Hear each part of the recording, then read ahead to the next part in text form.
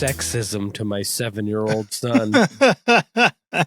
Welcome back to Podcast the Hero. Oh my God. Oh, I love it. So you told him it was good, right?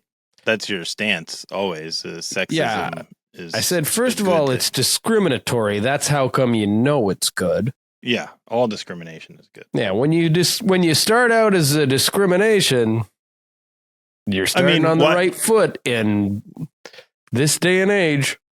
I mean, why do they call like fancy people like he's a discriminating gentleman? That's true, actually. Right? Discrimination is good. Why is that? Like, what is discrimination is good? That means they like are incredibly picky. Yes. Amongst all the things that they do. Yeah. But it does also kind of imply amongst the people they hang out with as well. Yeah. I don't think the intention is to be like, this person is a fucking racist. No, but it is somewhat it's to implied. mean that he likes it's I think its intention is to be like this person enjoys the finer things. Yeah. Right? From whiskeys to women to cigarettes to cigars and dining. But like with all things, it is kind of steeped in deep-seated white supremacy. As with almost everything in our society. Yeah. You know? Not a coincidence. Oh, God. I hate humanity sometimes so much. Yeah. This episode, we're talking about the new Taylor Swift record. Yeah, we are. So that's what we're going to get to. But first, we have to mention our sponsors and our patrons. And I have a special request. You have a special request of me? No, of me. Somebody requested something from me. Absolutely the best podcast. A work in progress? Yeah. They said, here we go.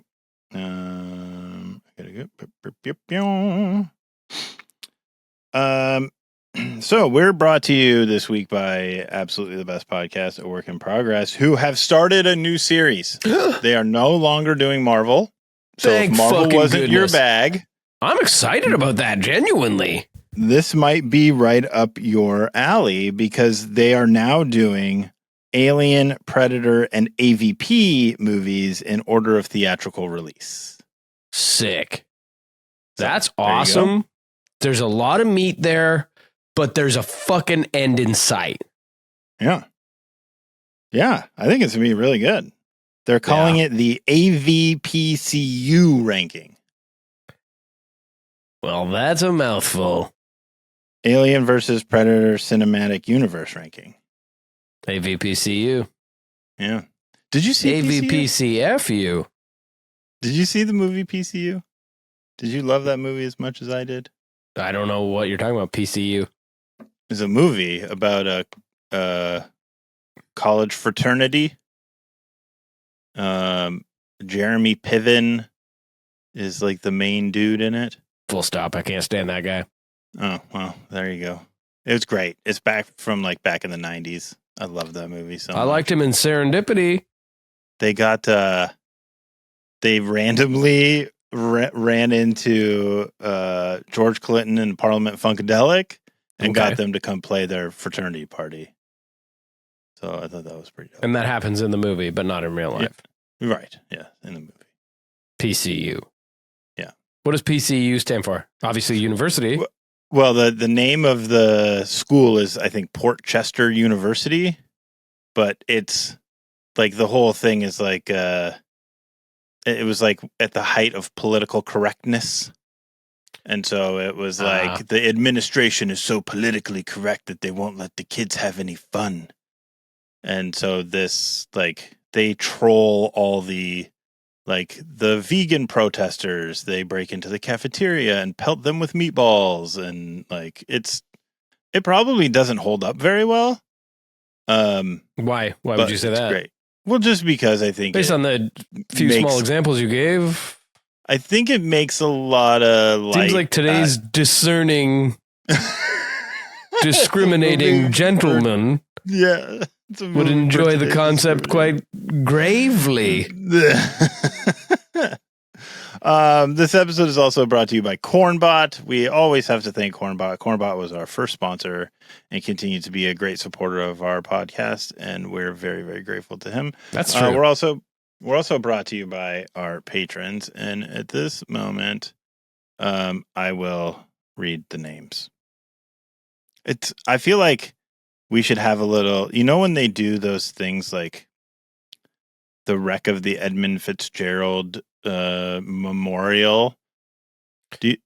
I know that boat got stuck in the ice trying to discover the Northwest Passage. No. That's not it? That's the wrong one? Yeah, the Edmund Fitzgerald was just a... Oh, I'm thinking about the Ernest Shackleton one. Yeah, that's Ernest Shackleton. I think he was exploring Antarctica. Yeah, the Northwest Passage. Isn't that what that is? Yeah, pretty much same thing. The Edmund Fitzgerald was like a tanker ship, or not a tanker, but like a cargo ship that sunk in Lake Huron, I think, or Lake Superior, one of the big lakes, the Great Lakes. One of the Great Lakes. And every year they do a memorial thing. They brought the bell from the ship up, and it's housed in like this memorial place, and they read the names of each sailor, and after each name they ring the bell. And they probably play that James Taylor song. Probably. But is it James Taylor, or is it the other guy that's just like James Taylor but not as catchy? Yeah, it's Gordon Lightfoot. Gordon Lightfoot. One of them's Canadian. Gordon Lightfoot is Canadian, and I feel like... So when I was a kid, do you remember Top Gun? Of course. So there's that brief period after Goose dies, and they hook Maverick up with a different radar officer, like the backseat guy. Yeah. And that guy, his call sign is Sundown. And he's Edmund Fitzgerald. He's the only black dude in the whole movie. Oh, so it's a racist thing. Right. And Gordon Lightfoot has that very famous song that says, like, sundown, you better take care if I find you've been... Sundown, and I've always wondered... Right? It's a very catchy tune, but is he saying... Like, and we also know, like, the whole notion of sundown towns, which is... still exist today, which are towns that have laws for, black people are not allowed in town after sundown, and if you are found in town, you will be shot, arrested. We can't, blah, blah, blah. Escorted out of town. Right. Peterborough, Ontario, as far as I know, still has that law in place. Right. So the notion that, and it's not like at sundown, you better take care. It's sundown. You better take care. Like he's speaking directly to somebody. Yeah. Right. And I always I've looked everywhere online to see if anybody's called that out. And to me, it feels like he might have gotten away with one there. Maybe. You know what I mean? But then again, there is also the concept of sundowning, which is, I think it mostly relates to people with Alzheimer's. And just the implication, I think, is that they get much worse at night. Yeah. Yeah, but I feel like the song is very deliberate. Like, you better take care if I find you've been hanging around my back stairs. Right? Like, it's a threat. It is, yeah. And but who's to say that maybe he just means, and I'm trying to give him the benefit of the doubt. Right. Because I don't know. Could just be like, hey man, it's nighttime. I could get away with some shit. Yeah, it could be. And I think that's what a lot of people assume. But when you put the other references together with it, it seems a little, I don't know. I always thought it was iffy. Anyway. Worth thinking about. People. Protest the euro. Do you like euros? So they've spelt it Gyro? Yeah. I thought that was maybe spelled EURO. Oh, not euro. Euro. Yeah, but you would pronounce the euro the same. I would pronounce it a euro. Well, now you're saying that very strangely. Euro, like hero, euro. Which one are you saying? Euro. Gyro. Oh. Euro. Yeah, okay, I can hear that now. Okay. Yeah, I don't know. I have never had any. It's made with like lamb. Yeah, I don't think I like lamb, but I don't know. History's Week Friend. Is that a mystery weekend? Mystery weekend joke. History's Week Friend. I forget how our thing went. Is that it? Oh, that's pretty dope. We used to do that. Yeah. I don't know if it's backwards or not. Throw up some gang signs. Stoney had crazy long fingers, so he was really good at it. He who Venuses the skin off penises. Sheldon, I am a Cavendish potato with cheese. Michael Thomas, my hooves. You fucking love that.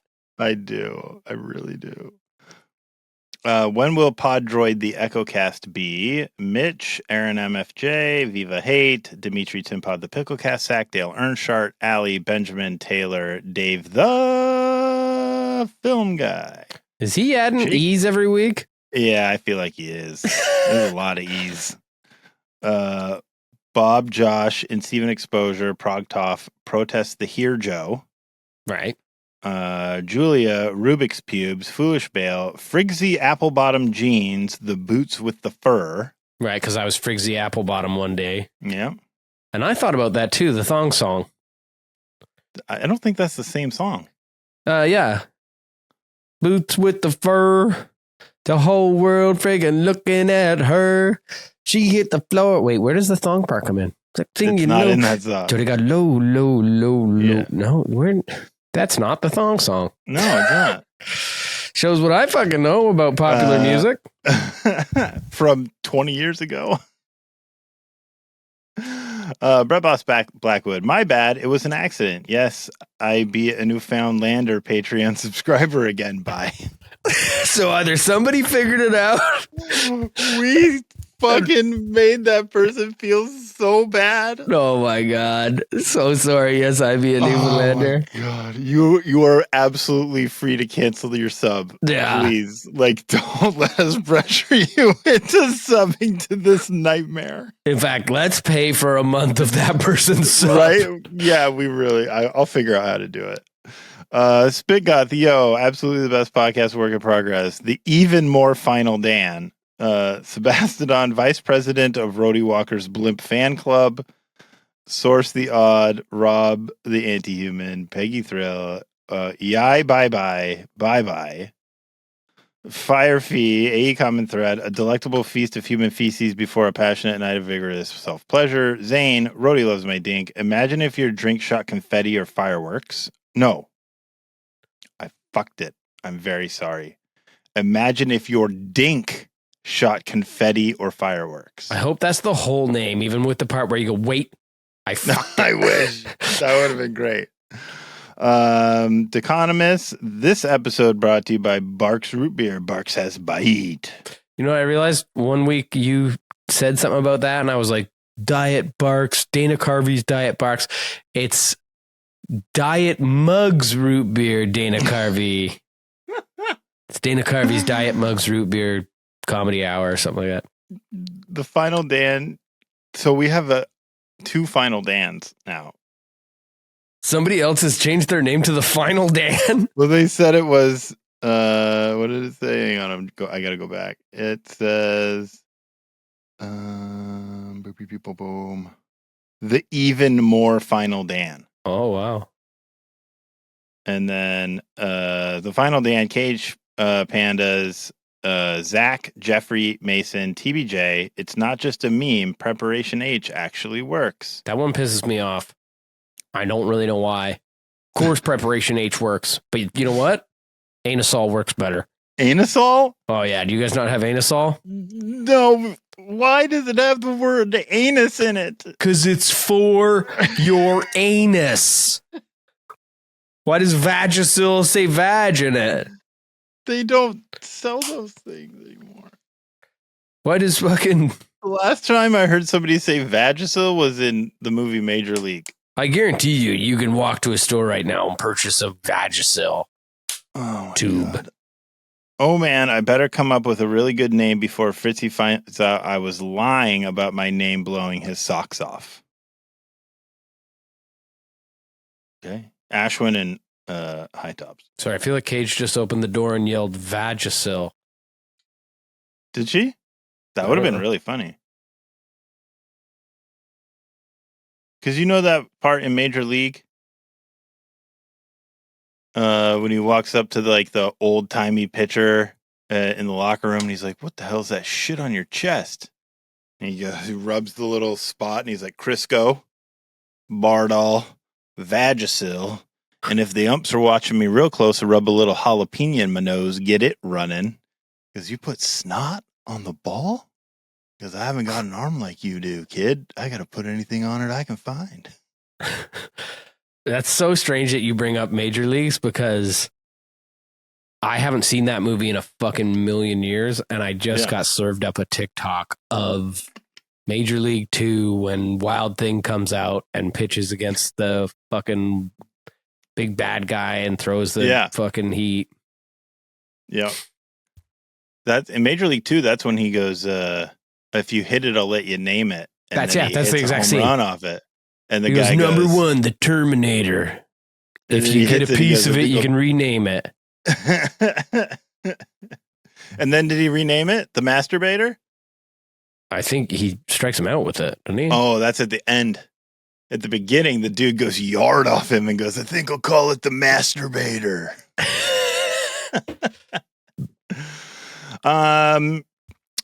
PTH and Mystery Weekend news. You are well into 2 tracks now for Mystery Weekend. Yeah, and it's going really well. I'm really happy with it. It really sounds great. I'm fucking stoked. Yeah, I wish I was doing it faster. I know you want to be done with it. Yeah, and I feel like if I just spent some time doing it more than once a week, I'd get it done way faster. Yeah. No PTH news. You know what? Like, I'm sick of fucking dragging people along and just being like, "Oh, a little bit of news here, a little bit of news there. There's new stuff coming, blah, blah, blah." It's like, it's going to be. They know everything they need to know at this point. That's right. Yeah. I will say the Mystery Weekend streams inspired me to start working on some tunes myself. I saw you were fiddling around with a guitar last night. Yeah. How's that going? It was very nerve-wracking for me because I'm not very good and I don't like to perform in front of other people. I mean, it sounded good to me. But it sounded all right. It's a little slow, and it's only because I can't play very fast. And but otherwise, it was a lot of fun, and at least High Tops liked it. So there you go. Not every song has to be fast. I mean, all the good ones are, but yeah, I don't. That's a problem. I just never learned to play very fast. I'm big and slow, and I'm not like a. You got nimble fingers, though. I remember you tried on some of these rings, and I thought just because you're big all over in your penis and height, that these rings would fit you nicely. But you got piano player rings. And I got little. It's loose on my thumb, just for the record. I got kind of skinny fingies, I guess. They're long, though. Yeah. Well, they're all right. They're not super long. Don't be bashful. They're not. Tell the internet how long your fingers are. And tell them with pride. They're longer than I remember. I used to just walk around with a baseball stuffed between my fingers like that all the time. Holy heck, I couldn't even fit a wonton between mine. I don't even remember. I lost a little bit of it, but I used to they used to just. Holy heck! They used to throw a splitty. You could use that to friggin' split me. Mm-hmm. My pussy and ass. I was thinking more along, and then blah, and then. Oh, you were gonna put it in my mouth after you had it in my pussy and ass. Yeah, and then give you like a Joker smile. God. New music. Do you have anything new that you've been listening to? I listened to the new AFI. Okay. I didn't like it very much. Is it good? No. It's really like 80s synth pop informed, and that just isn't my bag. I listened to a couple Newfound Glory songs that are coming out. I'm living in Haley Williamstown, dude. I'm listening to You that are? record. Oh yeah. Just over on repeat. Just lots and lots and Yeah. lots. I'm trying to check out other stuff, but all roads lead back to Haley. She was on fucking Jimmy Fallon's last night. She played True Believer. It absolutely, yeah. And it absolutely slayed. It was like an incredible performance. Is this a solo thing or is this a Paramore thing? It's a solo performance. But she was accompanied by a bunch of different musicians, most of them women of color. And she like sat back on an organ, and like though she is like the focal point was like kind of fucking blurred, and you were supposed to like pay attention to all the performers, and in the end she just stops and all of the people on the strings played a rendition of Strange Fruit, which was like so impactful. Like, yeah. I don't know. That's like a fucking beautiful song that is so fucking dark and yeah. But sad. Like, I don't know, pretty fucking important stuff, especially right now. You know, like, just it's nice to have actually like televised moments of artists making important and valuable statements. Yeah. And having actual like substance and a purpose to what they're saying. I'm saying that for a very specific reason in relation to tonight's episode. Okay. It's important to have substance to your music right now. It's very important. Yeah. I haven't listened to anything new except what we're going to talk about on this episode. I did go to a show last week for a band that you don't necessarily care for all that much. Yeah, it was what was it? That's that racist band that you love. Screwdriver? Yeah. No, I don't care for them. I don't care for them. I think their politics are Screwdriver. But yeah, you wanted to see them. How were they? No. I went and saw Queens of the Stone Age. Oh yeah, no, yeah. I don't like Josh Homme at all. Yeah. The opening act was Paris Jackson.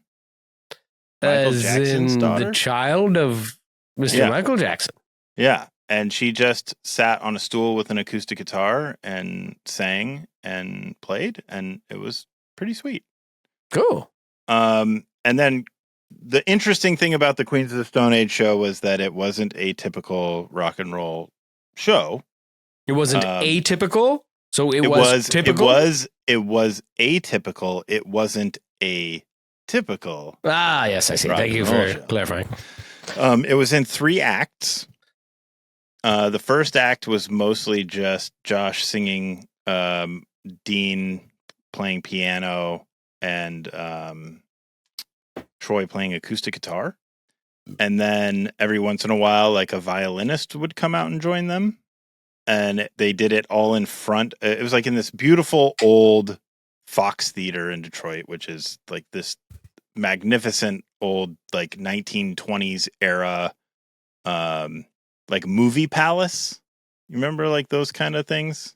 These huge movie theaters, 5,000 seat movie theater, with all like ornate architecture and all this stuff from the 1920s. It's a beautiful, beautiful room. And they did it in front of the curtain on the stage. So just in that little space in front of the curtain. Oh, that's cool. They performed that little bit. And then in the second act, the curtain came up and they were accompanied by a 4-piece string section and a 4-piece brass section. And then like a big percussion section. So like a miniature little orchestra kind of thing. And they performed with that. And then the third act was some of their like slow, really deep cuts, stuff that they never play live, whatever, but more sort of slow songs. So the whole vibe of the evening was like really chill. Everything was seated. There was no standing. It was an entirely seated performance. And it just was like super duper chill and very cool. The orchestration was really good. So it was a different experience. I'm glad I saw it. That's cool. And, It sounds really interesting. I personally wouldn't be into it. That's fine. Wouldn't be into it, but I like the concept of it. I like the way it sounds. It sounds like you probably had a lot of fun. I did enjoy it quite a bit. It was very. Well, It was a nice environment to see that kind of a show. It was. I'll send you some pics. It's a gorgeous theater. No, I'll send you the pictures of the theater. Yes, you want to see it. It's beautiful. No, you like beautiful things. No. You No, do. thank you. No, thank you. The topic of the show is the new Taylor Swift record that came out. Life of a Showgirl. I listened to it. I listened to all of it. I read did all the as well. lyrics. I took some notes. I did it. I listened to the whole album while I was walking around the neighborhood. My headphones on, just walking around with my phone, taking notes on my phone as I was listening. Nice. So, I mean, I feel like I have a list of all the tracks, and we can run through them, but I had some overall impressions. Sure. It was a 5 out of 10 for me. Yeah, I don't really want to give it a grade because I don't know. I've never given anything a grade before, but I do think it is absolutely mid. There's 12 tracks, so I'll give it a 6 out of 12. It's a 50-50 album for me. Okay. Yeah, I'd say that's even essentially what it's mid. That's a lot more than I would rate it. Like it just like you know what? I need to start off by saying I love Taylor Swift. Mm-hmm. But I can no longer stomach this same old bullshit from a billionaire. Yeah. There are songs on here I probably would have enjoyed a lot more if she wasn't a billionaire. Yes. And I know that's a stupid line to draw, but it is an important one. Cage is a big fan of hers, and we've sort of talked about it, and she was like, it's like a competition. Everything's a competition to her, and she wants to like win it. And it's like, that's fine. That really sucks in relation to art. But when it comes to like global wellness, for her to win this competition, we all have to lose. And she's won. Yeah. She's won, and it's bad for everyone. Yeah. The more she gets, the less we have. And that's true for all fucking billionaires. And really until she does something significant, I don't know what it can be. This album is enraging to me, unfortunately. And that's my own bias. I know that's like, it's not that different from her old stuff. I think it's a little fucking cringier. But I also think that is like this kind of like new context where it's like, and then on the whole, as previously mentioned, there is like no substance to any of the songs. I saw somebody tweet, and I fucking hate Twitter, but they tweeted, every Taylor Swift record is the same. She's fucking writes, roses are red, violets are green. I love Travis and my haters are mean. And Swifties act like it's like genius poetry. I don't think that that's like totally accurate in relation to her previous releases. I think it's totally accurate in relation to this. Maybe not the reception of Swifties. I do think the lyrics are fucking vapid and meaningless in a time where it was so important that she Say something. Yeah. Say fucking anything. She had a real opportunity and it was missed here. This seems like such a big fucking fumble, and like a lot of people are going like, oh, it's giving Republican or it's giving conservative. I don't think that, You know. but I do think it's giving like apathy. Here's what I think it is. I think it's giving I had a bunch of stuff that I have been working on, and I had been working on a lot of Travis related stuff at the time because that's where my focus was. Yeah. And I didn't spend the time writing a record. I just went into the studio with the collection of songs I had closest to done. And this is what it is. Yeah. And it feels like a record that was shoehorned into the middle of a global tour where she was like, I only have 3 weeks in the studio with these dudes to like get this thing done. And I thought several of the songs, like it felt like she needed to like spend 30 more days editing. Like somebody should have gone through some of these songs just with a pen and just crossed out whole lines of stuff. Mm-hmm. Like this just isn't necessary. Like the song would be the same. You don't need this many words. And I think in relation to what you're saying, which I think is fucking true, I personally am experiencing a little fucking Taylor Swift fatigue. Yeah. Right? Like she went on the biggest tour ever. Mm-hmm. Like it's got to be the biggest tour ever. It lasted forever. It changed her fucking like financial status. Yep. And then like right away comes back with this record, and it's not really a departure of any sort. Mm-mm. It's same old tricks using this like same Swedish fucking producer that has been, you know, writing and fucking recording tracks since like Britney Spears, and like he wrote fucking One More Time and I Want It That Way, and on and on and on, and all those fucking songs. And it's like, I'm tired of Taylor Swift. I'm tired of this like Swedish pop. Yeah. I'm fatigued. I don't know how everyone else is feeling. Like there are genuine issues with the record, I think, that are not just opinion based, but like, as far as my like opinion goes, an artist that I used to really, really enjoy, I'm having trouble enjoying anything she's doing based on my own fatigue, and also based on a lot of the good shit that's come out before it. Right. Yeah. So I want to run down a few things. Yeah. I mean, I just want to run down the track list, and one of the things I did was keep track of how many of the songs on the record are about Travis. Okay. And it's 1, 2, 3, 4, 5, 6, 7. 7 of the 12 songs are about Travis Kelce. I mean, it's too many. Yeah, maybe, but like, I don't know. I guess this sort of contradicts what I was saying earlier, but like, her shit has always been like love stories and like stuff like that. This is her partner.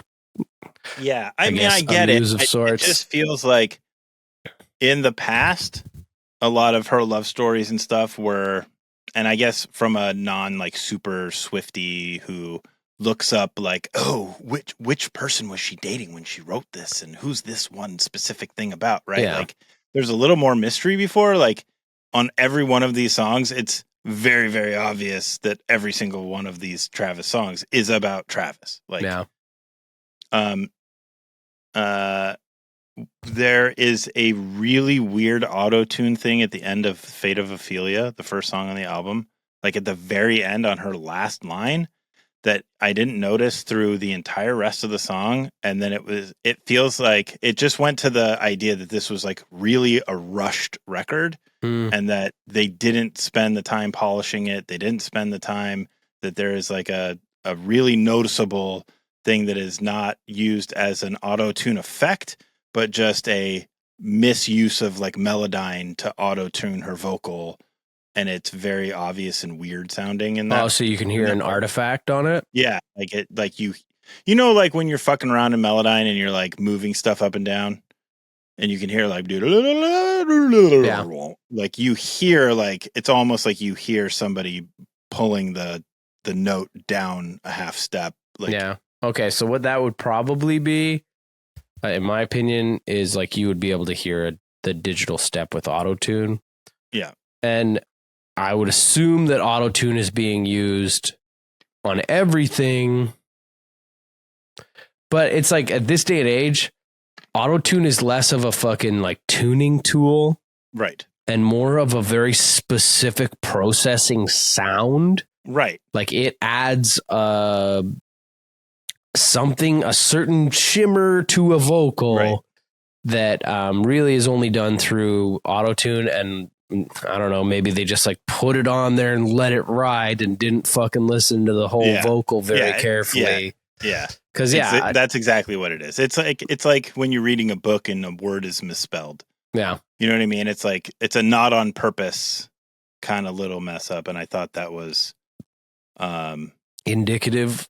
Yeah, of the process. Like this just felt very rushed to me. Yeah. But I also thought Fate of Ophelia was a pretty good first song for this album after having listened to the whole album. Like it was a fine song to start the album with. Yeah, I feel like it sets a tone for me, and it just like lets me know that this is going to be a little sleepier for me. Mm-hmm. Mm-hmm. And it's so hard to say. It's so hard for me to be like objective because I went into it mad. Mm-hmm. I went into it fucking annoyed with her. And then like, I don't know what she could have done to be fair. Like, I don't know how this record could have been for me to actually enjoy it. Like she would have had to had to be. It would have had to be the complete opposite of this record. I think. Yeah. Like tonally. Mm-hmm. Right. The next song is Elizabeth Taylor, which I thought was a weird choice given. She's just starting in this sort of new, very serious relationship, and Elizabeth Taylor is like notorious for all of the different relationships that she had. But more than that, I thought the chorus in it is very big. Elizabeth right, the chorus Taylor. In this song, like, really, like, it gets into like it's almost like a dance chorus, and the verse is so pretty. I was like going like, oh, you fucked it up. Like, it should have just kept this sort of feeling, the verse vibe throughout. It would have been a very nice, soft track to put on this record. It didn't need that big fucking dance chorus in the middle of the song. Anyway, that was me. Next was Opalite, which is fine. It's Travis's birthstone is the opal. Oh. So there's another Travis song. I found this song just meh, incredibly boring. I know a lot of people are saying like it's their favorite song on the record, at least people I've talked to, and I could not disagree more. It felt like they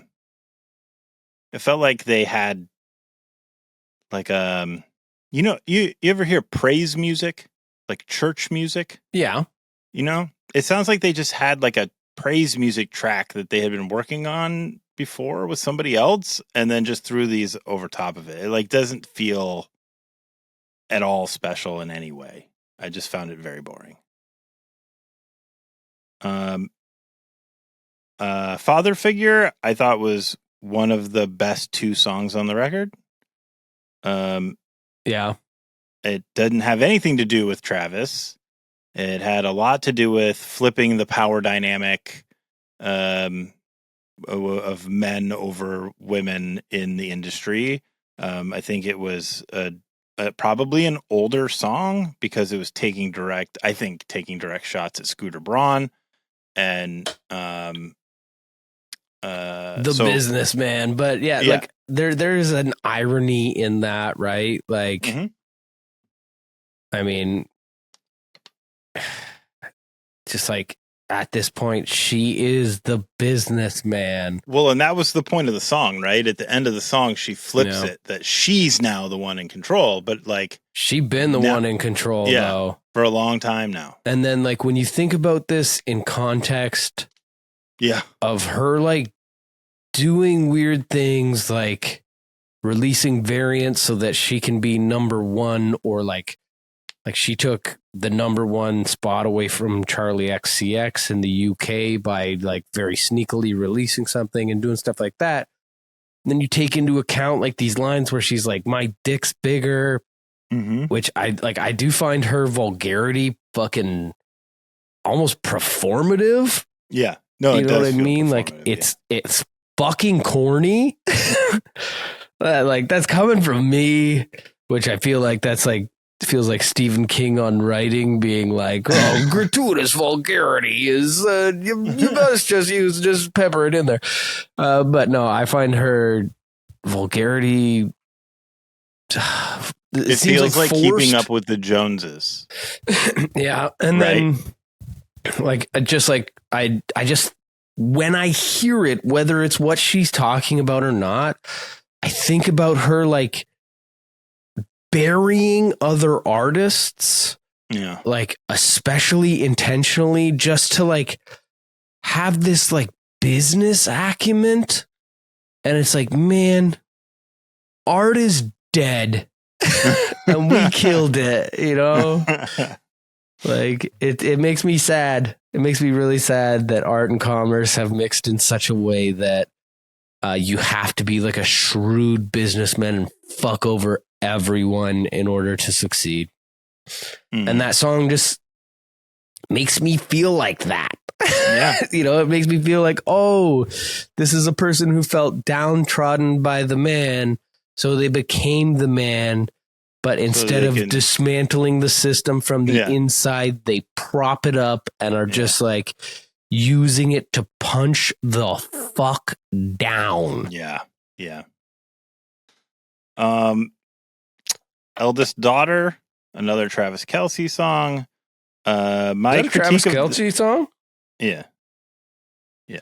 I think Eldest Daughter might be some of the fucking worst lyrics. Yeah.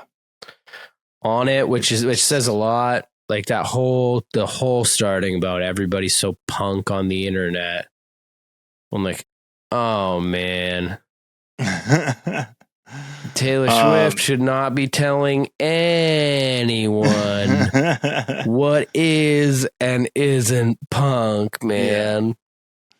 Yeah. I also don't like that song has electric bass but no drums. It fucking feels weird. It feels like they did the whole song and went, the drums just don't work. I know, just mute that track. Yeah. Okay, that's fine. This is fine. It just feels weird. Like, get rid of that bass line and replace it with a fucking cello or something. Like, don't. It just feels like corporate, like, marketing music. I hated it. The other thing is, like, this is where it sort of sinks into me that, like, she's lost a little bit of skill for her relatability. Mm-hmm. Like, she's never been relatable. Like, never. Right. But she's always been amazing at creating relatable things. Mm-hmm. And in this song, like, I feel like this is where, like, the mask is slipping. Mm-hmm. Where it's like... Oh, it comes off later. Yeah. On the record. But when she's, like, talking about, like, falling out of the tree and breaking her arm or something like that and being like, okay, like, yeah, I've seen a movie. I fucking watched Dear Evan Hansen. Like, these are tired ideas. Mm-hmm. And, like, just because they're, like, sort of cliche doesn't mean that it's relatable. it actually makes her seem like much less relatable. Like, I don't even care if it fucking happened for real. It just like, it seems so fucking, it's like trying. It's trying too hard to be something that it's not. When in the past, I think it seemed relatively effortless for her to write in a relatable way. I think this comes off as someone attempting to write in a relatable way, and it's not. It misses the mark. The next one on the list is, to me, the best song on the record. It is old Taylor Swift at her sort of old Taylor Swift best, which is Ruin the Friendship. I agree. I like that song. It's an incredibly sad song. It feels to me like a callback to like Fearless era, which is my favorite Taylor Swift era. Although I think they sampled herself. She does a through that song repeatedly throughout that song. There's it's like a sample of it, and I'm almost certain it's sampled from Fearless. Okay. Which I think is intentional. I think this is just me. I didn't read anything about it, but it feels like this song is related to Hey Stephen? Hey Stephen, I could give you 50 reasons that I could be the one you choose. Yeah, cool. But I thought this was by far the best song on the record, and I like it as well. I just would have taken the sample off.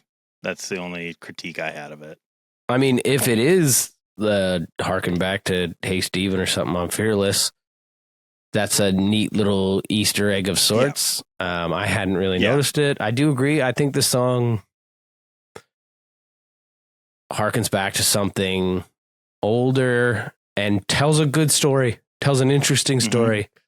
Like, I don't know. That's one thing that I like about country music specifically is like the storytelling within it. And she's done an excellent job here. Like, obviously she knows how to do it. She spent her career doing it.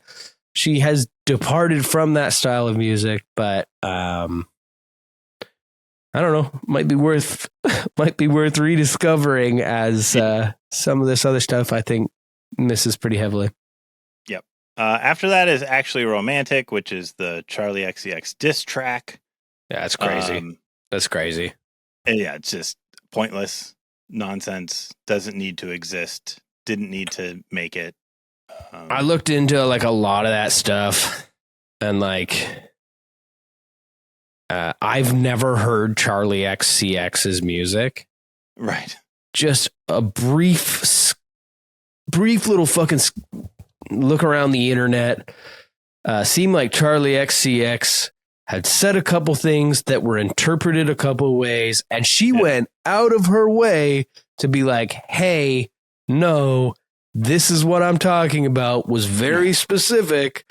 So maybe what Taylor Swift is talking about in this song are things that she's heard Charlie XCX say through the grapevine. Yeah. Which is very fucking thin-skinned if that's the case. And again, like. Punching down. Yeah. The other thing about it is I've heard multiple different artists go, hey, this sounds a lot like the song that I wrote.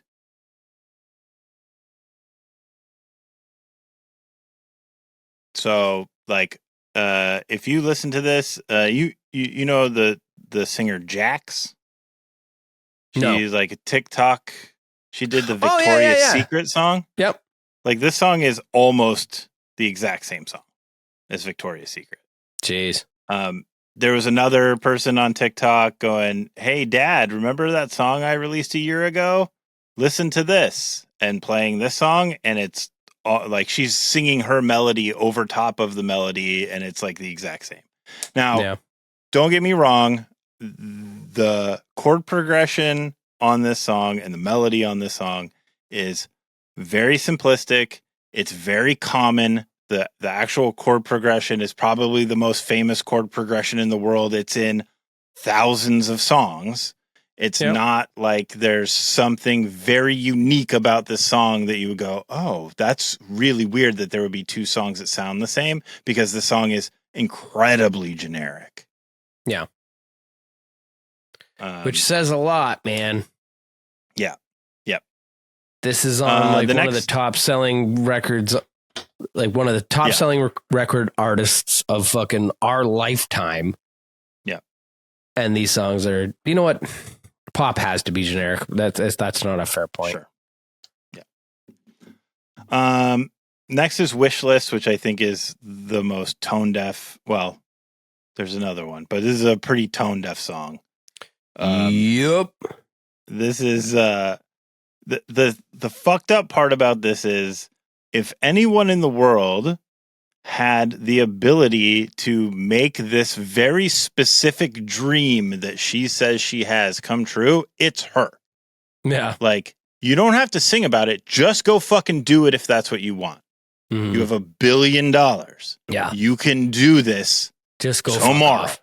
Yeah. Right? Like, you can just make this be tomorrow. Hey, do you want to be left the fuck alone? Yeah. You can make that happen. Yeah. That was the biggest problem I had with this. And it's just. And yeah, I've seen a lot of people take the line and say, make the whole block looking like us. Yeah. And be like, oh yeah, you want to like make a little white community, like you're a fucking racist. Like, I don't think that's, like, not obviously that sucks. You know, like, but I don't think that's the intention. The intention is like, oh, we're going to have a whole lot of fucking kids, right? Yeah. We're going to make the whole block look like us. I don't think the intention is actually to just like move into a neighborhood that's only white people with blonde hair. Like, I think there's a lot of fucking missteps on this record. Yep. I think people are maybe looking a little too deep on that one. Yeah, for sure. It's a mistake. It's probably something that if she thought about it for a minute, she'd go, oh, fuck, I wouldn't have said that. But clearly not the intention. Yeah. It feels like this run from actually romantic through the end of the record is just pretty stinky. It's just not good. The next one is Wood. Yep. This just feels like, hey, Sabrina Carpenter and Chappell Roan get to sing dirty lyrics, and I want to too. I agree with you. I do think that is like, it's like, hey, like this new level of pop has come out where they're like being highly sexual. Mm-hmm. And it's fucking awesome. Mm-hmm. Right? Like, I don't know. I think both Chappell Roan and Sabrina Carpenter are fucking killing it. Yeah. Yeah. I think it's like badass. It's cool. Yeah. It feels, like you said earlier, performative. Yeah. And it's just like, I'm not super sure whether it's like you've just like spent so much time with Taylor Swift, willingly or unwillingly, that you feel like you know this person. So, and all the history that goes into it, hearing all these songs that are like bubblegum pop, and like, she wasn't swearing. Oh, she swore a couple times. It's crazy. Yeah. And then all of a sudden she's saying this kind of stuff, and it makes you kind of just go like, I feel like it's my sister saying this or something, you know? Like, I don't like it. Yeah. 100% that. She was on Fallon the night before Haley Williams, I think. Oh, really? And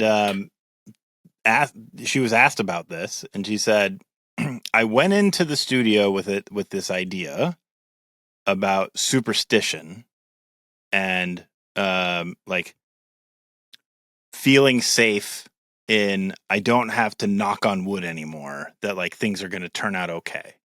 Right. And that was at least this is what she says, is the idea she came into the studio with. And then from there, it spiraled into what it became.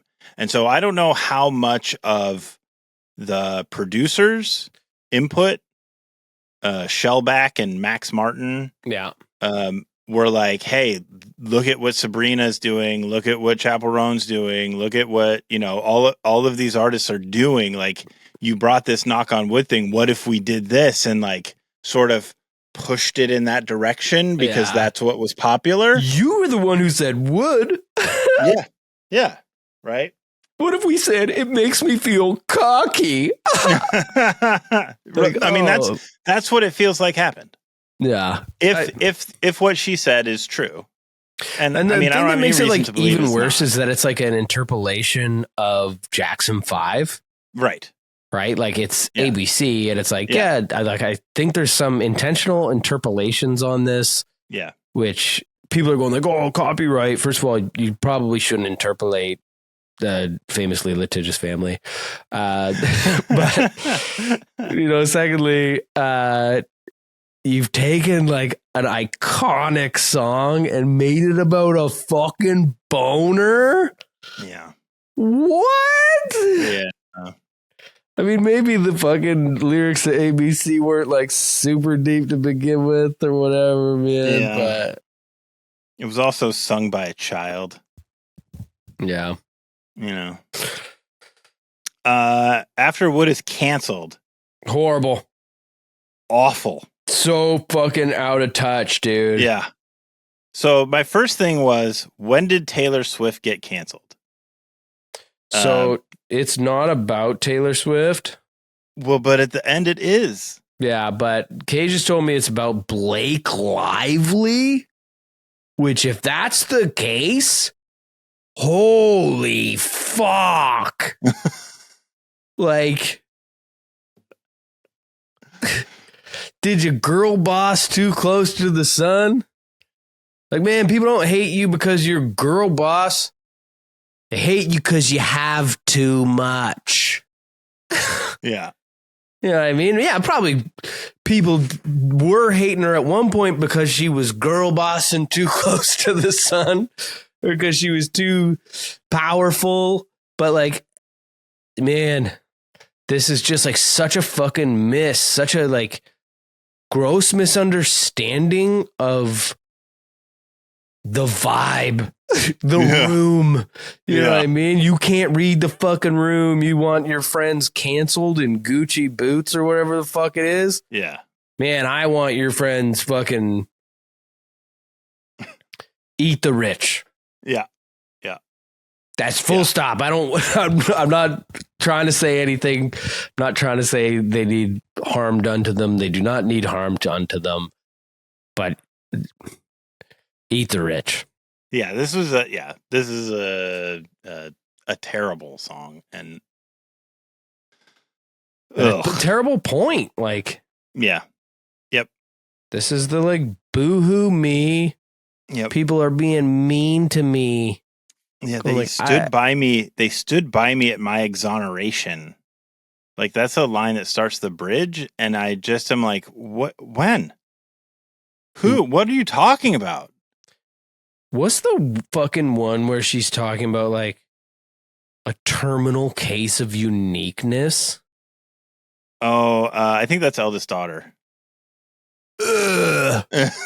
Yeah. This is, I feel bad because like I just want to fucking eviscerate this fucking thing. Yeah. But I'm mad at her. I have loved a lot of what she's done through the years. I haven't loved all of it, but this record is like gross to me. And not just the like weird horny bits. That's fine. Everybody gets horny, be horny in your song. I think you're doing it not great. But like that shit about like, be like me and my rich friends, we don't give a fuck if we're canceled. Yeah. Like, man, why don't you fucking sit down and talk to the Dixie Chicks and then write a song?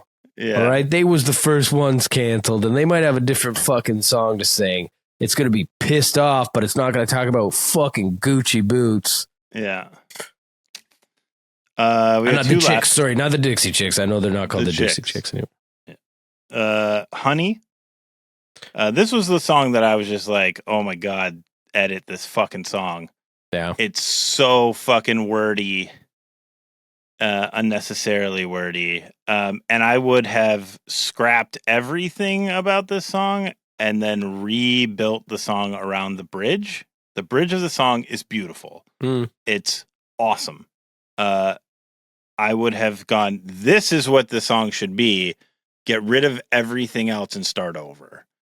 Cut down a ton of the words in the song, make it a lot more sparse lyrically, and focus on like how pretty the music in the bridge is, and do that. Yeah.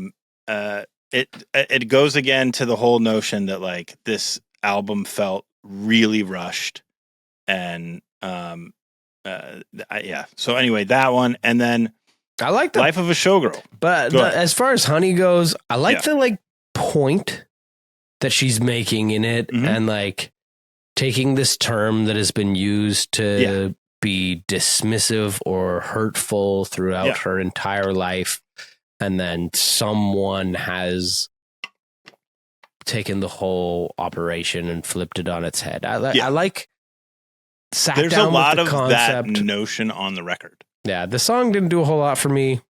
It also didn't make me super angry. No.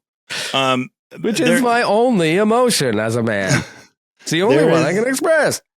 There are multiple songs on this record about flipping power dynamics. Mm-hmm. And this is one of them. Obviously that's either that's a thing that was on her mind, or that is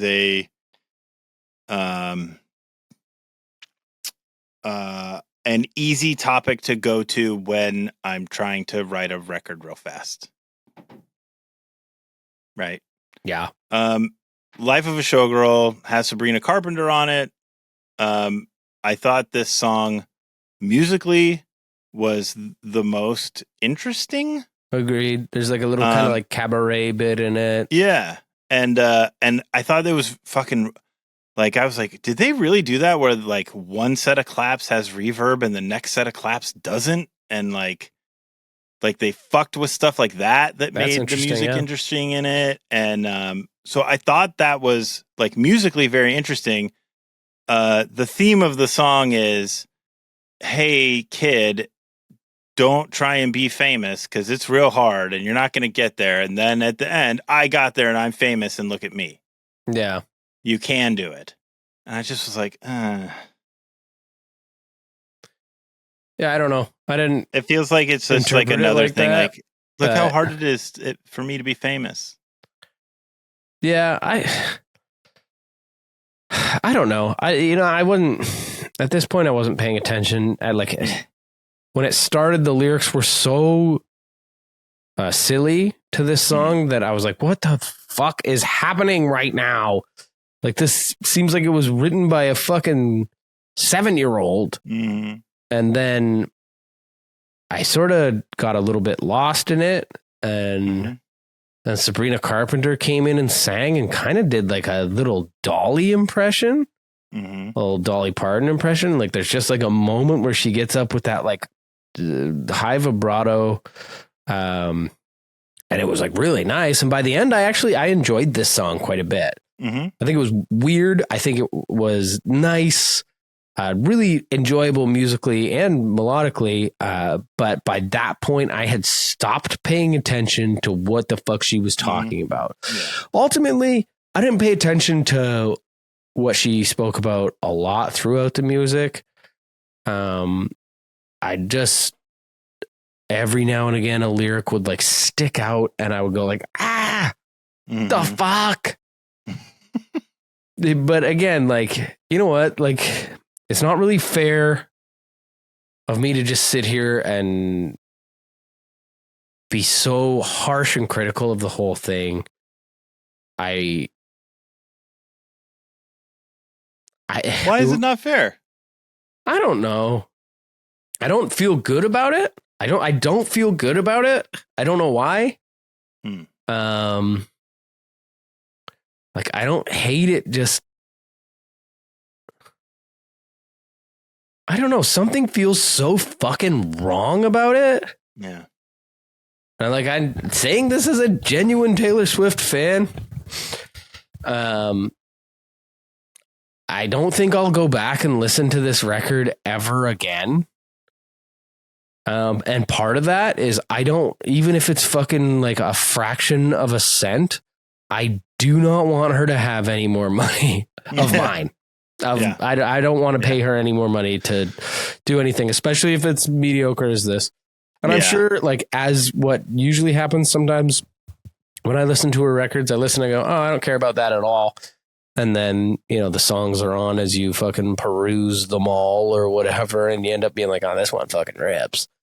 Yeah. And you end up enjoying some of the music. I can't imagine that happening to me this time. I think I think there's only one song that I would go back to.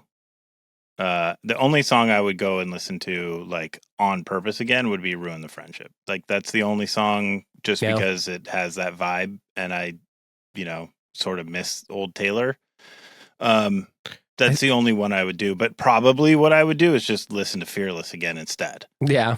You know what I mean? But I also think, like, a big reason why I hate it boils down to the fact that there is no substance. Mm-hmm. It's completely vapid. And right now is a time more than ever. Like, I feel like she has a responsibility. Yeah. And she's not. And it sucks that we are thrusting that responsibility onto her. Mm-hmm. But she's like the most powerful artist, and she just came out and said nothing. Yeah. And like, well, and also I think it's that, like, of all the people in that class of people, right, that are making that much money and doing that kind of stuff, that, like, she's the one that we would expect to know better. Yeah. Like, our expectations of her are so much higher. Yeah, I think because she is the most benevolent billionaire, and I want to believe better of her. Mm-hmm. I don't know why I want to believe better of her, but I just do, because I like a couple of fucking songs she wrote. And this to me just speaks of, like, she's not what you want her to be. She is what she is, and she's not that different than the other people within that class. Yeah, I think the other difference is I still hold out hope for her. Yeah, I do as well. I think she's capable more than other people in that class are capable of change. Yeah. You know what I mean? That's the only thing. Like, I still hold out a little bit of hope. Like, I don't have any hope for the Jeff Bezoses and the Elon Musks and these people. I don't have any hope for them. Right. I have hope for Taylor. Yeah, and I think, like, it's widely, as much as it sucks to, like, put this all on women, it's because she's a woman, and I hope that she would be more empathetic. Right? Yeah. Like, you look at Jeff Bezos and you go, some bald, fucking stupid old white man. Of course he doesn't give a fuck. You don't expect anything more of him because all men. Yeah. Yeah. And that's like, that is a bummer. Like, it's that is a huge bummer that it's just like, man, we need women to save us. Right. From ourselves. And then, I don't know. Like, the other thing is that I kind of wonder about is, like, Taylor Swift has the eyes of the president.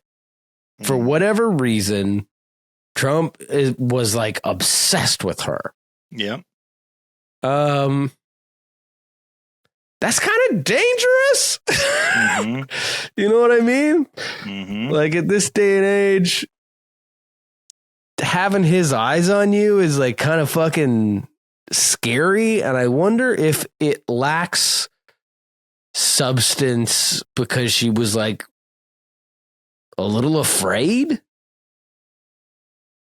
And, like, I think that's probably thinking too deep down, and it's probably being a fucking moron. But in the same, like, I'm just trying to understand why there is so little substance to it, I mean, it does. I mean, if, like, when Trump said the stuff about Taylor, and then a whole bunch of people on the right who listen to what Trump has to say got really vocal about disliking Taylor and all of this stuff. Yeah. It almost feels like, well, that was a lot, and mentally that's a lot. And if I just play it safe, nobody's going to yell at me.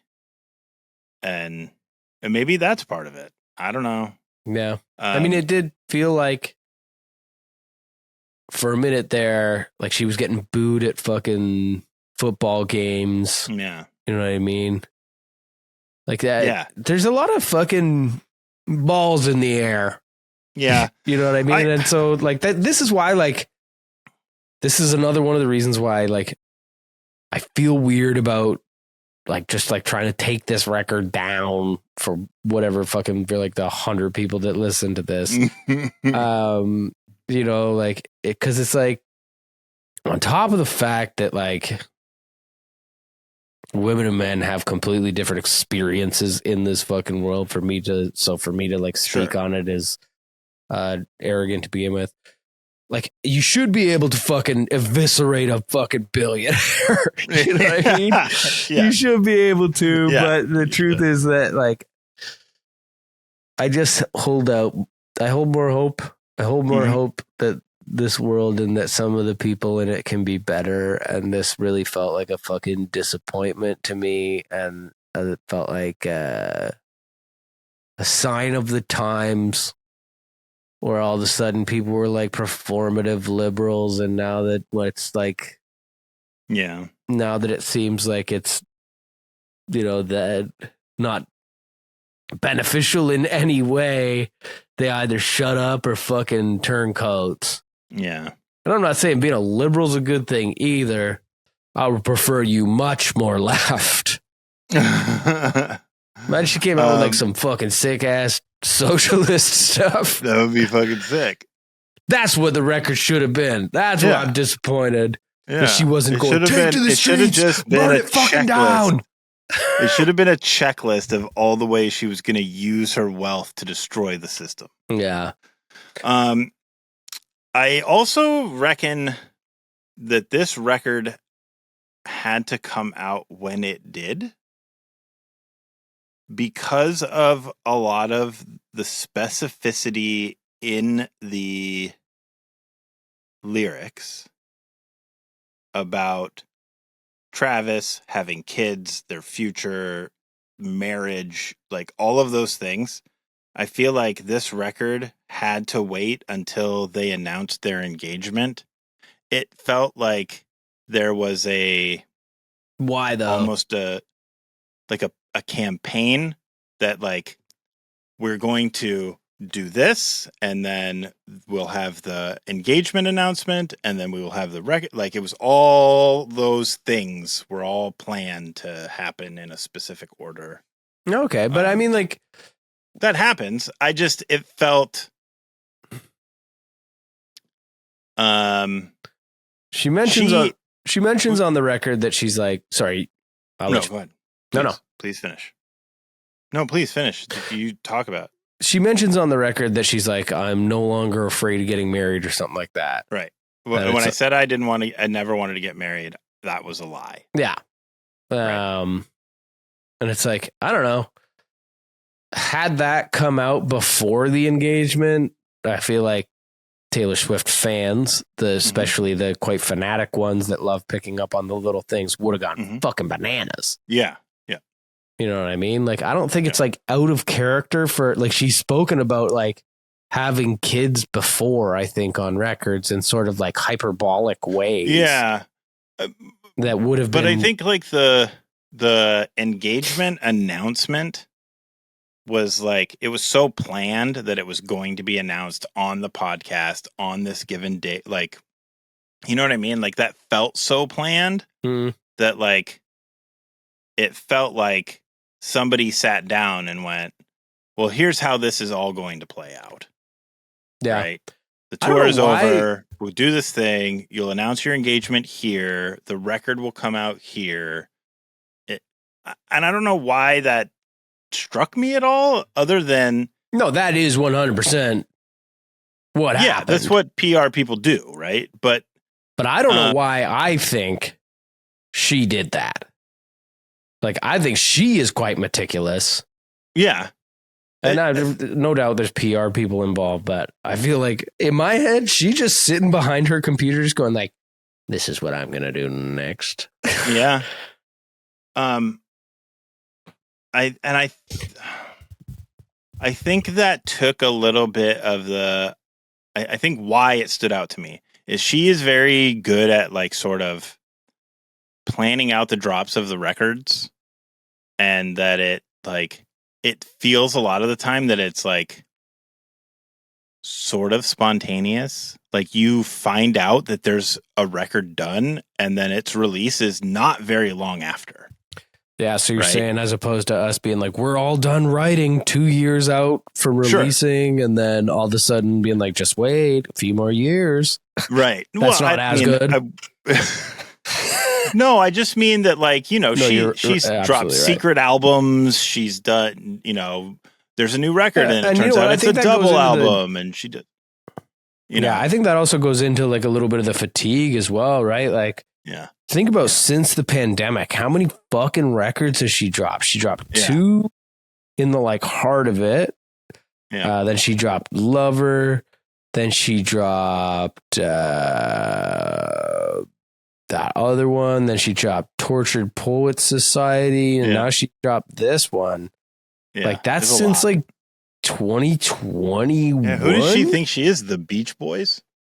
Do they do that a lot? Records a year? Oh God, they drop like two full records every year. That's for the like first 10 years. Bonkers, man. Yeah.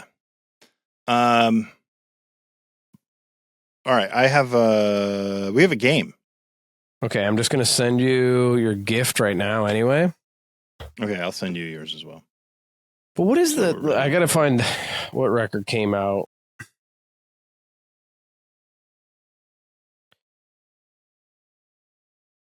Taylor, did you like when I messaged you last night and let you know that I was sleeping in the bed you slept in without watching? Yes, that was very gross, and I loved it. That was true as well. I hope you don't get sick. With what? Gout? No, from Cage. Oh yeah, sleeping in a different bed from my wife because she's very sick. Yeah. Did your girl boss too close to the sun? Since this episode is about the life of a showgirl, I wanted to find out how much you knew about the smash 1995 hit film Showgirls. Oh, almost nothing. Starring Elizabeth Berkley. Yeah, I know that. I know she's in it and is fully nude because I was quite young when it came out, and I was like, "Oh my God, Jesse Spano!" Yeah. I loved Saved by the Bell. I still do. Yeah. So we're gonna find out how much you know about that film. The record we forgot was Midnight's. Oh yeah. Like from 2019 to 2025. There's 6 records. 6 records. Fuck. It's one a year. We've been together since 1999. Mm-hmm. We have 5 records. Mm-hmm. Pop music's a different animal, though. Yeah, it's harder. It's way harder to make good pop music. Yeah. But I mean, it's also like, it's way easier to make mid pop music. Sure, but I would argue that until now, she hasn't. No, she hasn't. All right, let's do Life of a Showgirl movie. Okay. That movie came out in 1995. In 1996, which award did it win? In 1995, I was 9. Okay. That's why I haven't seen it, because I was not allowed to watch the strip dancing movie. My mom was extremely progressive, still is. She's progressive as hell now, but that's a one step too far in 1995. It won a Grammy for Best Album. It did not. Did it win an Oscar, a Golden Globe, and an MTV Movie Award, or a Razzie? I don't think the Razzies existed yet. I think it won an MTV Movie Award. It won not just one Razzie, 16 Razzies. Is it bad? It swept the Razzies. Is it a bad movie? By all accounts, it is a terrible movie. I think I'm going to watch it tonight in my bunk. When the film swept the Razzies, how did director Paul Van Hoven is the My director. hooves. How did he react? I bet he was like, "Oh, thank you so much," and he accepted the awards and was like grateful. Did he take out a full-page editorial in the Hollywood Reporter defending the film? Oh my God, he's pissed. Did he claim to not remember making the film? Did he say it was the other Paul Van Hoven? That's funny. Or did he go to the Razzies and accept the award for worst director in person? So that's kind of what I said he did. Mm-hmm. But I got a feeling he did the first one. He took out a full page editorial. Whole editorial defending the film. Yeah. No, he went to the Razzies and accepted the award in person. He is the only director to ever accept a Razzie in person. Shit. I was close. Other famous actresses auditioned for the role made famous by Elizabeth Berkley. Which of these wasn't one of them? Jenny McCarthy, Charlize Theron, Angelina Jolie, or Pamela Anderson? Charlize Theron. No, all of them did. So you lied. Yeah, it was a trick question. You tricked me. Piece They of all shit. did. In fact, when the script was written, it was written with Drew Barrymore in mind as the lead. Okay. That's pretty cool. The reason people actually went out for the film, Paul Van Hoven was the biggest director in the world at the time. What else did he do? Well, we're going to find out. Which of these I guess films, I can't look it up. Which of these films did he make? RoboCop? Starship Troopers? Total Recall? Or Basic Instinct? Basic Instinct. No, he made all of them. He made all those movies. I gotta say, 2 of those movies are my favorite movies on the planet. Starship Troopers and RoboCop? That's correct. I love those movies. I love Total Recall, like the original Total Recall. He made some great movies. I don't even remember Total Recall. He's essentially being credited as discovering Sharon Stone. Oh, is Basic Instinct in Total Recall, the one where she crosses her legs? He was in both Total Recall and Basic Instinct. Now, wasn't that crossing her legs thing? Yeah. Wasn't it like sort of against her will? I don't know. Sorry, I'm doing these because I'm trying to get it to do the Apple React. There it is. I wasn't being like, well, wasn't that non-consensual? Rock. That's not what I was trying to do.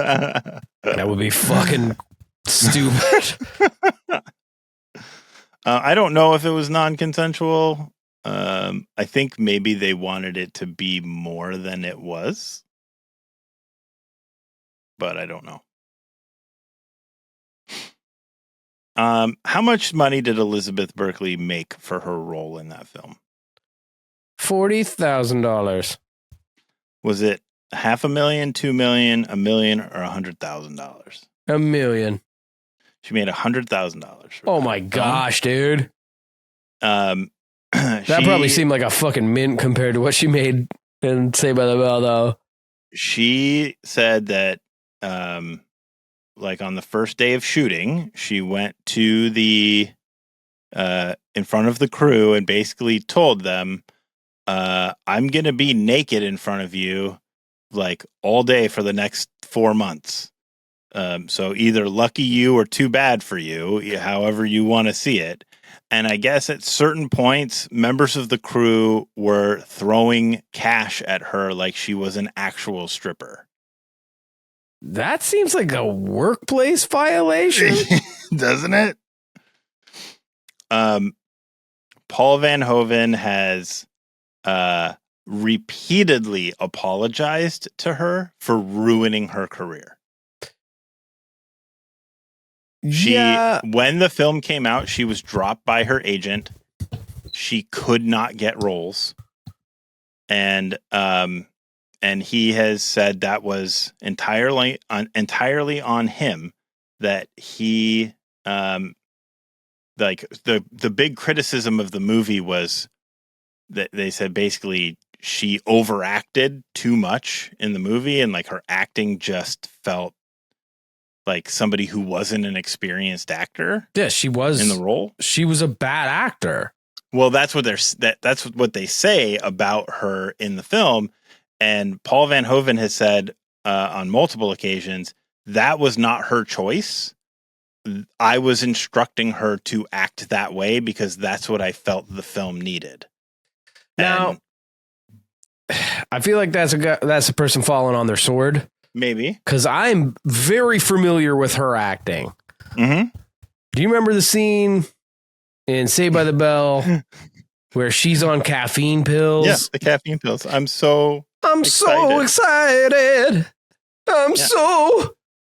I'm so scared, Zach. Yeah. She's not an actor. None of them were. No. Like, I don't know. Why didn't fucking Tori get any roles after that? Why was Screech stuck with the new class in the college years? And then he made porn. Well, yeah, his life kind of went off the rails. But yeah, I don't think Paul fucking Vander Hooven fucked with their careers at all. Yeah. I think they were just like not very good actors. Lark Voorhees, for example. Another person who didn't really do anything outside of it. Yeah. AC Slater's a fucking host. He's just a host because he's a bad actor. Yeah. Zach Morris is maybe the best actor of them all. And he didn't do a whole lot. He did Dead Man on Campus, which was pretty good. That was a great fucking movie. And he did like one of those NCIS shows. But it's like they're television actors and they were children. Yeah. Some of them were better than others, but none of them were very fucking good. Yeah. I really like the dude who played Mr. Belding. Yeah, of course. Richard Haskins. Did he get canceled? I feel like he got canceled at some point. He does play a high school principal that is accused of sexual assaulting his students in Always Sunny in Philadelphia. He I think also he just died. on did he die? I think he's dead. On New Girl, he played a dirty Santa Claus, which I always thought that like it was they were at the airport. What did I say his name was? Richard Haskins? Dennis Haskins? Dennis Haskins was the dude from the Allstate commercial. Is the dude from the Allstate commercials? He was Pedro Serrano in Major League.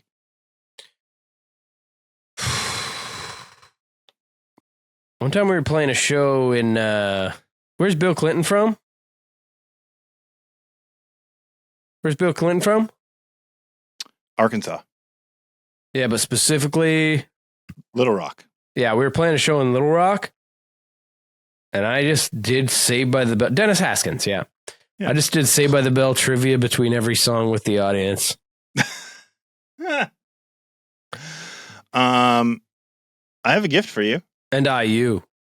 You have given me the next frame in the comic. Yes, I have. Let me open that up. And you have given me a continuation of what you have been drawing. Yeah. Oh, that's fucking cool, dude. Is that cool? Yeah. That's a really, it's a really good drawing of the Enterprise. It's a tracing. Shooting me as a proton torpedo. Yeah. I really enjoyed that. That's very nice. And you have done me as a blonde skeleton coming out of the bags of what I imagine is my flesh. Yeah, those are the bags that hold the parts of your body. I also appear In to the be dumpster. experiencing stigmata. And you are now an alive skeleton giving the finger to the world because now you're an alive, angry skeleton of somebody who was murdered. So And just to you're standing in recap, a you drew dumpster. me dead with a flower in my Mhm. mouth, a gardenia. Mhm. Then you drew yourself really quite crudely Mhm. with a No, knife. I think it's a very accurate representation. Look at the angle, like the nose goes the same way. It's perfect. So I think what this implies is that first you killed me and you stuffed some flowers in my mouth. Then you Mhm. took the flowers out of my mouth and processed my meat. No, you have reanimated Yeah, but how did all my skins come off? through the normal process of skins coming off. You know what's weird about this? Hmm. I've been frigging around with that app Sora, the AI app. Okay. And one of the things that I made, I was like, "Hey, make me like a horror movie trailer where my body's turning into a skeleton." And it's oddly similar. Here, I'll show you. Ah. It's inside me. Help me. Flesh was never yours. See? AI might be the death of us all, but it's a little fun for now. Also, check out this one, Fritzy.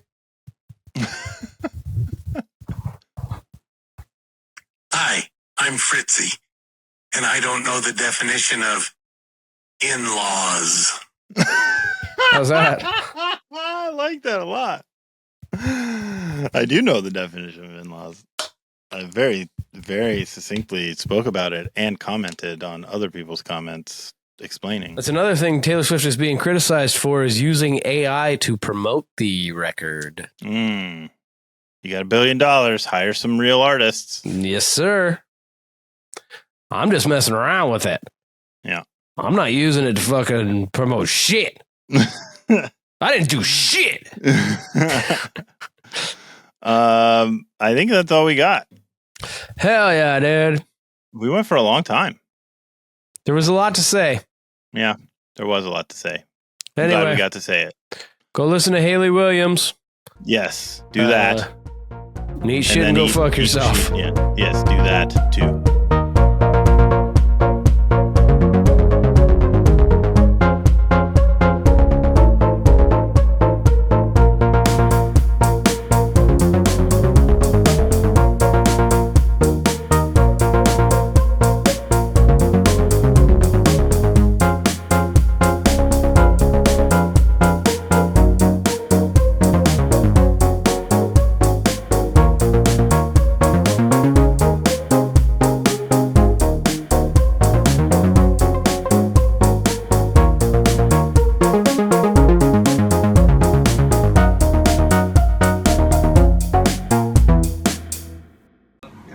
You can also take a picture from your Is he she?